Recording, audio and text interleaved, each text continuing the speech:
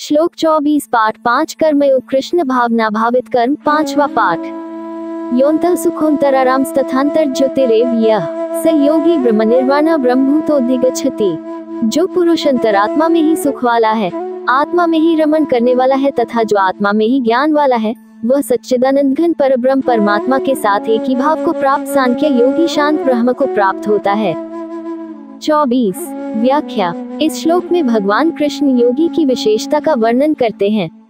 यहाँ संतः सुखोऽन्तराराम तथान्तर ज्योतिरेव यः वाक्य में ये कहा गया है कि एक सच्चा योगी वह है जो आंतरिक सुख से परिपूर्ण और आत्मानंद में डूबा रहता है।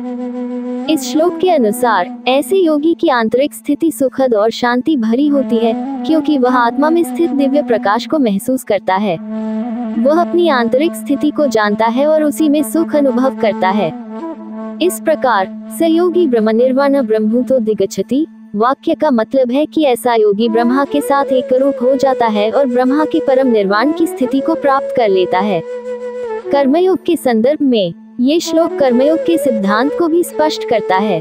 जब व्यक्ति अपने कर्मों को ईश्वर के प्रति समर्पित करके बिना किसी आसक्ति के करता है, तो वह अपने आंतरिक सुख और ब्रह्मा के साथ एकता का अनुभव करता है।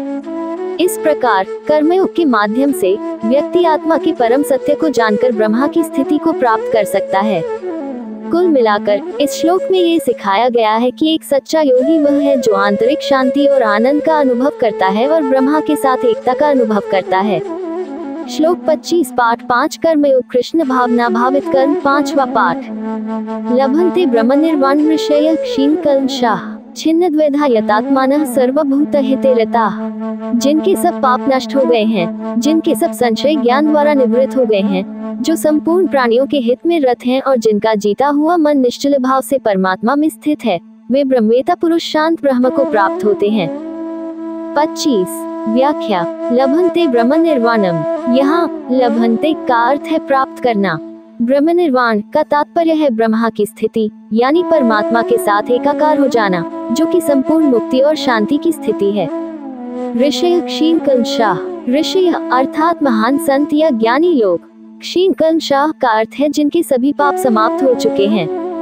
ये लोग अपने कर्मों के परिणामों से मुक्त हो चुके हैं और उनके मन और आत्मा पर कोई दोष नहीं है। छिन्न द्वैधा यतात्मानः। छिन्न द्वैधा का अर्थ है द्वंद्व या द्वैत की समाप्ति। यहाँ द्वैधा का तात्पर्य है द्वैत या भेदभाव, यानी ऐसे ज्ञानी लोग जिनका आत्मा पूर्णतः एकीकृत हो चुका है और जिनके मन में किसी प्रकार का द्वैत या भेदभाव नहीं रह गया है। सर्वभूत हिते रताः। ये लोग सभी प्राणियों के हित में समर्पित होते हैं। वे केवल अपने ही कल्याण की चिंता नहीं करते बल्कि सभी जीवों के लाभ और भलाई के प्रति समर्पित रहते हैं। सारांश। इस श्लोक का तात्पर्य है कि वे महान ऋषि और ज्ञानी लोग जिन्होंने पापों से मुक्ति प्राप्त कर ली है, जिनका मन और आत्मा द्वैत की भावना से मुक्त है और जो सभी प्राणियों की भलाई में लगे रहते हैं, वे ब्रह्मा की अमृत स्वरूप स्थिति को प्राप्त करते हैं। उनके जीवन की यह अवस्था पूर्ण शांति, सुकून और उच्चतम आत्मज्ञान की प्रतीक है।